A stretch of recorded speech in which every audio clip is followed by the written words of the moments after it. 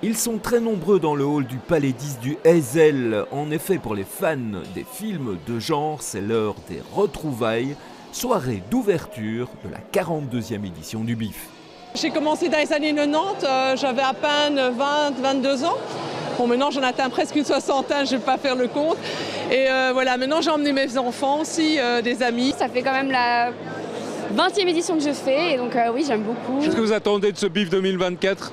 De très beaux films, des films très gore, des petits frissons, beaucoup de fou rire aussi, et voilà, et de belles rencontres comme d'habitude.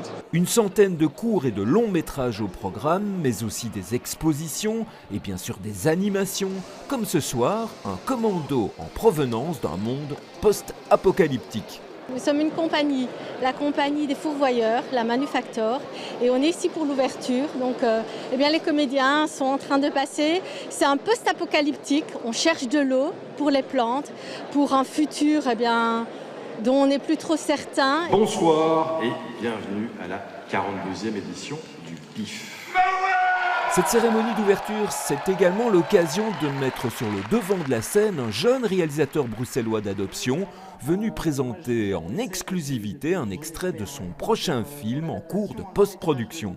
Depuis une dizaine d'années, j'y vais régulièrement et j'ai eu la chance il y a 3 ans, bon c'était en plein Covid malheureusement, mais de présenter un court-métrage qui avait remporté le prix du court-métrage qui s'appelle T'es morte Hélène. Et donc vraiment, ouais, beaucoup d'amour pour le BIF. Je déclare ouverte la 42e édition du BIF. Et c'est donc avec un plaisir non dissimulé que Mickaël Blanchard s'est chargé de la coupe du ruban, tout en respectant la tradition de la chanson. La nuit se traîne, la nuit n'en finit plus. Et j'attends que quelque chose vienne.